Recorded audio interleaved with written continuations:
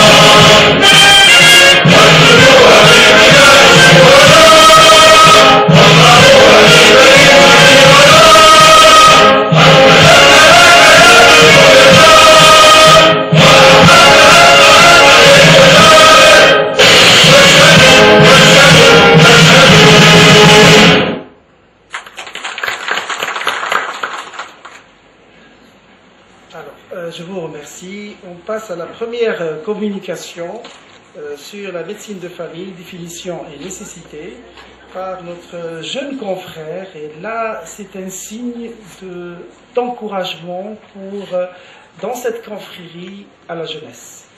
Alors, merci, Monsieur le Président. passerai avant pour une parole toujours délicieuse de notre cher président de notre... Généraliste.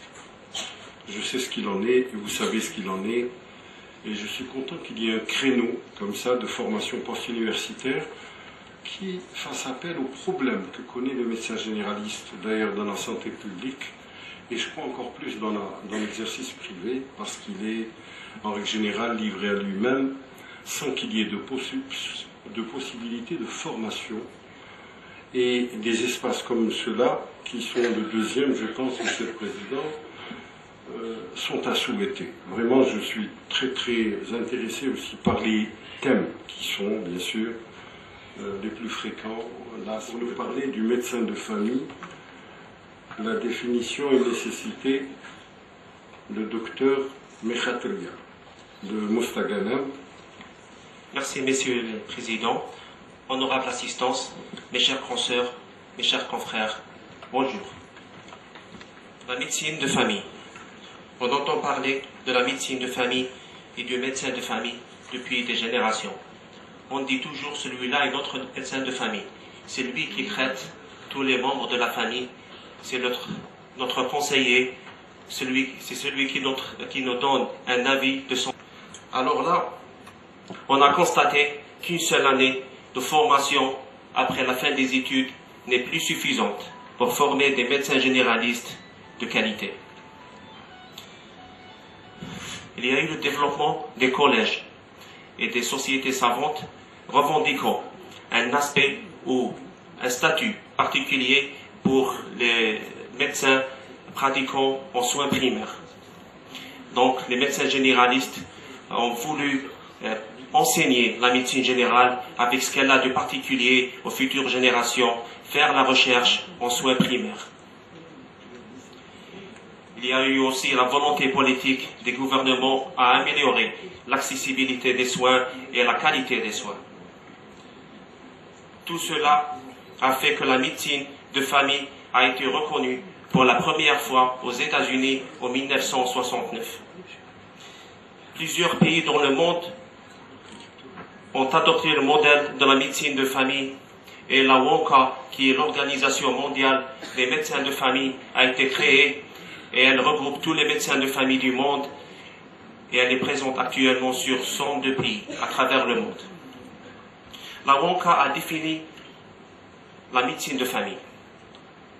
Elle dit que la médecine générale, la médecine de famille, est une discipline scientifique et universitaire avec son contenu spécifique de formation, de recherche, de pratique clinique et ses propres fondements scientifiques. La WONCA a ici défini médecine générale, médecine de famille. Pourquoi elle continue à parler de la médecine générale? Parce que les pays européens ont continué à appeler la médecine de famille médecine générale. C'est un choix européen. Mais ailleurs dans le monde, on dit médecine de famille. Donc maintenant, en Europe, quand on dit médecin généraliste, ça veut dire spécialiste en médecine générale. C'est une spécialité clinique orientée vers les soins primaires. Elle a 12 caractéristiques et 6 compétences fondamentales. Quelles sont les caractéristiques de la médecine de famille? C'est le premier contact avec le système de santé. Elle a un accès illimité et ouvert, sans prendre en considération l'âge ou le sexe ou les autres caractéristiques de la personne. Le médecin de famille est un coordinateur de soins par excellence et il se place souvent différencié. Donc, le diagnostic dans un stade précoce est important en médecine de famille. Elle fait promouvoir l'éducation et la promotion de santé et elle a une responsabilité spécifique en santé publique. Le médecin généraliste ou le médecin de famille, elle est là pour la prévention, pour le dépistage, pour la santé scolaire, universitaire, la santé carcérale. Il délivre des des certificats médico-légaux et il fait des expertises. Et le deuxième point, c'est qu'elle répond aux problèmes de santé dans leur aspect non seulement physique, mais psychique, social, culturel et même existentiel. Pour les compétences fondamentales, il y en a 6. Elles vont être développées dans la communication suivante par mon ami le Dr Kamel Malik. Donc ici, on voit l'arbre de la Wonka avec ses branches et ses feuilles et ses racines qui sont ces racines, elles sont racines sur la science et l'attitude et le contexte. Et les feuilles sont les 12 caractéristiques de la médecine de famille. La nécessité. Un système de santé où les soins primaires sont l'épine dorsale et les médecins de famille. Le fondement offre le meilleur résultat pour la santé à moindre coût et avec la plus grande satisfaction des utilisateurs de santé. Donc, ce sont les propos de la directrice générale de l'Organisation mondiale de la santé.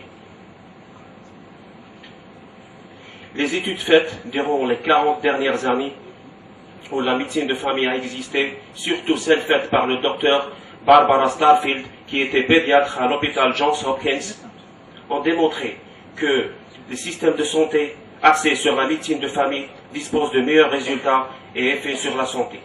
Notamment, l'amélioration du taux total de la mortalité, l'amélioration de la mortalité infantile et celle due aux AVC et aux maladies cardiaques, moins de cas de faible poids à la naissance, moins de cas de grossesse chez les adolescentes, moins d'années de vie perdues dans une population à cause des suicides et les autres causes. Elle est aussi connue pour le dépistage précoce des différents cancers, notamment celui du sein, col, utérus et les cancers colorectaux. La médecine de famille réduit les dépenses de santé. Quand il y a une bonne relation médecin-malade et un suivi dans le temps, il y aura moins de complications et moins d'hospitalisation. Et on connaît tous combien une nuit à l'hôpital coûte. Et les études ont montré aussi que plus on ajoute de médecins de famille dans une communauté, moins il y aura de décès. Tous les cursus dans le monde de la médecine de famille sont des cursus de post-graduation.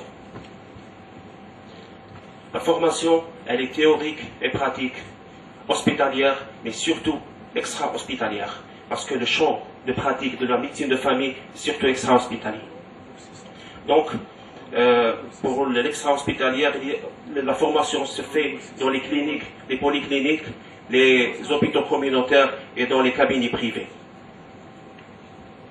On voit dans ce tableau la comparaison du nombre d'années de formation spécialisée par rapport aux pays. Il y a des pays là où la formation se fait sur 2 ans, il y a d'autres où elle se fait sur 5 ans. Par exemple, les pays scandinaves, l'Allemagne et le Royaume-Uni, pour devenir médecin généraliste ou médecin de famille, il faut 5 ans de formation spécifique postgraduée en médecine générale, en médecine de famille. Par exemple, au Royaume-Uni, ils font 2 ans de stage hospitalier, ils font le tour de toutes les spécialités hospitalières, puis après, ils font des stages de 3 ans en extra-hospitalier, dirigés et supervisés par des médecins de famille.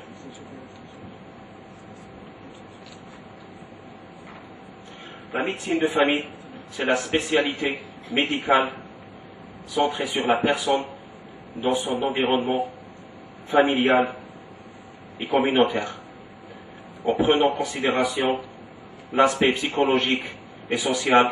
Elle assure une bonne formation, une meilleure prise en charge, une économie de santé et surtout une satisfaction des utilisateurs.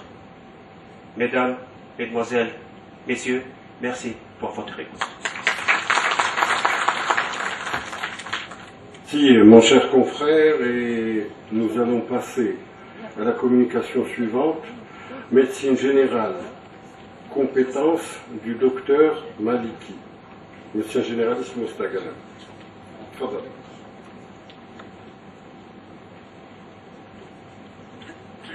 Si vous étiez aussi court que votre collègue, ça nous arrangerait, parce que je risque d'être long.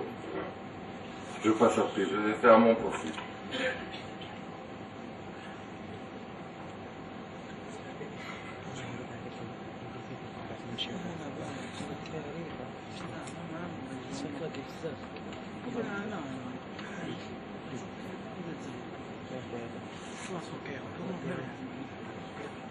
Merci, Monsieur le Président. Honorable assistance, bonsoir. Je tiens tout d'abord à remercier et à féliciter la Société algérienne de médecine générale, ainsi son président, notre ami et confrère, le Dr Edouard Kajij, pour cet événement scientifique, pour l'optimisme et ce qu'elle apporte, cette société, pour la médecine algérienne en général. Ma communication est centrée sur les compétences et la réalité des compétences en médecine générale. Tout d'abord, qu'est-ce qu'une compétence médicale? Une compétence médicale, c'est un savoir-faire et un savoir-être en action. Et c'est la résultante de la capacité à utiliser et à combiner différents types de ressources, les connaissances, les habilités, les attitudes et aptitudes, ainsi dans les ressources externes. Les 12 caractéristiques centrales qui définissent la discipline, comme il vient de le préciser mon confrère lors de sa précédente communication, se rapportent à des capacités ou habilités que le médecin généraliste maîtrise et qu'il devrait maîtriser. Une maîtrise acquise lors d'un cursus universitaire, lors de l'accompagnement de nos compères sur les terrains de stage, durant l'expérience professionnelle, ainsi la formation continue et l'auto-évaluation. La ROCA a défini et a précisé 6 compétences caractéristicielles de la médecine générale. Donc la première, c'est la gestion des soins qui sont centrés de santé primaire. Le médecin généraliste, il est là, il gère le premier contact du patient avec le système de santé. Avec ses démarches cliniques et thérapeutiques, il réussit dans plus de 90% des cas à assurer une prise en charge complète et immédiate. Dans moins de 3% des cas, il coordonne une éventuelle orientation vers d'autres confrères spécialistes et à moins de 1% des cas, il coordonne une éventuelle hospitalisation dans laquelle il assure aussi le retour à domicile. Ce qui fait du médecin généraliste un coordinateur par excellence. De toutes les façons, c'est légitime parce qu'il est au centre de cette cohérence. Le médecin généraliste, il assure la continuité des soins dans la durée, selon les besoins du patient. Ce qui nous ramène à la deuxième compétence qui est importante en médecine générale, c'est dans laquelle les soins sont centrés sur la personne.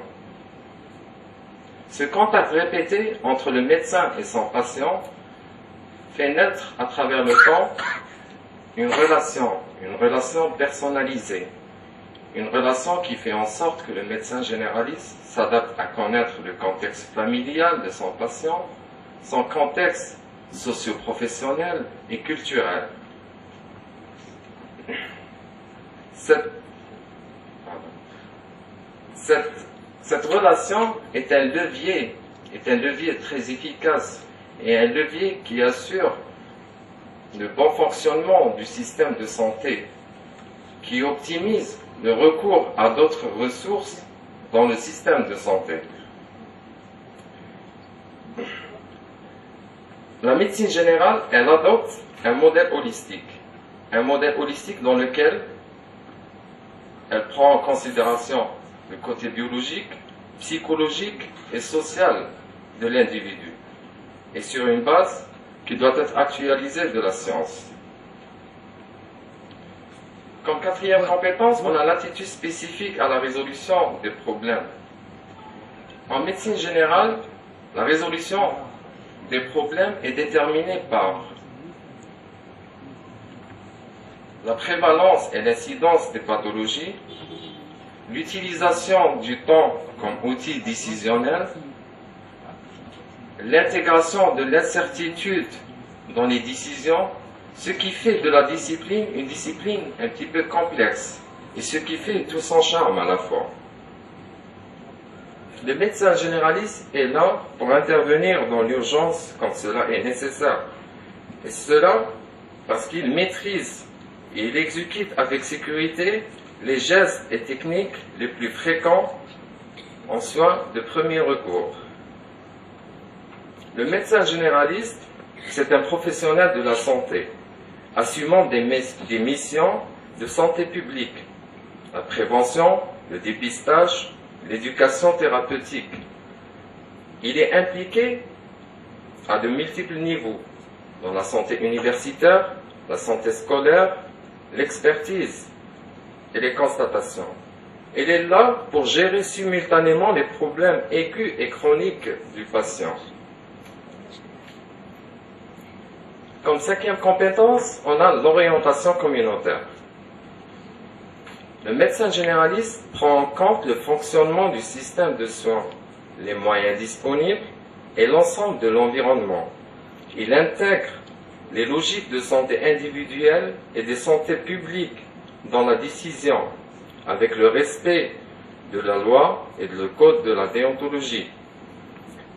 On a là une marguerite représentatrice des compétences en médecine générale, dans laquelle on voit que l'approche centrale de la discipline, elle est centrée sur le patient et cernée par un certain professionnalisme. Savoir en médecine n'est jamais suffisant. Savoir comment aussi n'est pas suffisant. En médecine, on a des performances. Le médecin généraliste est là pour être performant. Ce qui fait du médecin généraliste incapable de participer aux actions de la formation médicale continue. Il est capable de participer à la recherche. Il est capable d'évaluer sa pratique. Il est un excellent gestionnaire et administrateur.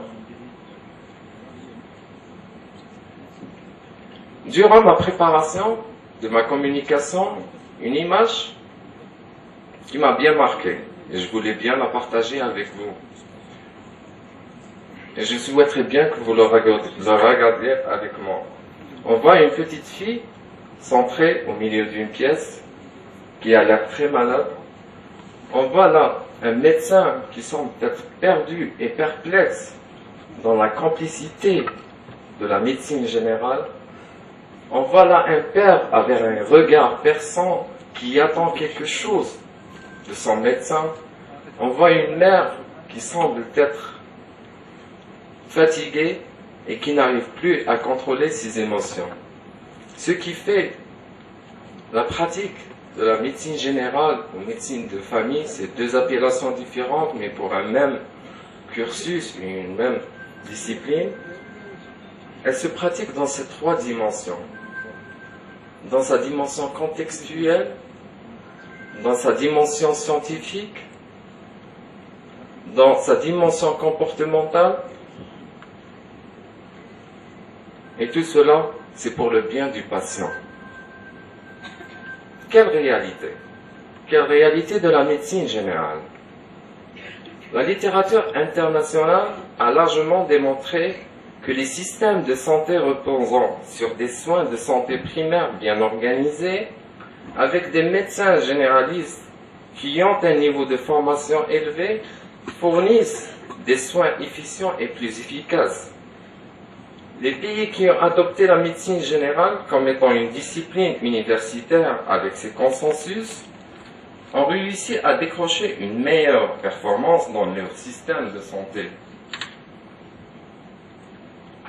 La médecine générale, en conclusion, avec ses concepts, ses caractéristiques, son pôle et compétences fondamentales, est une discipline à part entière. Elle est par opposition la seule discipline plaçant le patient en tant que personne avec une approche globale, une pratique moins technique peut-être, avec le patient. Elle est basée sur des principes fondamentaux, des fonctions bien identifiées et des tâches professionnelles qui en résultent. Pour une discipline qui nécessite de nature une légitime progression scientifique, qui est le nôtre, qui opte d'améliorer la qualité et l'efficacité des soins. Et cela, on ne peut le réussir qu'en impliquant les différents acteurs concernés. Je vous remercie et soyons extraordinaires ensemble que d'être ordinaires séparément. Merci, mon cher ami, pour cette communication qui est très intéressante d'ailleurs, et aussi la précédente. Donc je m'annonce à moi-même, si vous permettez, je vais essayer de vous parler des choses qui fâchent souvent, qui fâchent. Parce que la médecine classique, ça a l'air de couler de source, mais parfois nous avons affaire à des éléments qu'il faudrait que nous comprenions, que vous compreniez.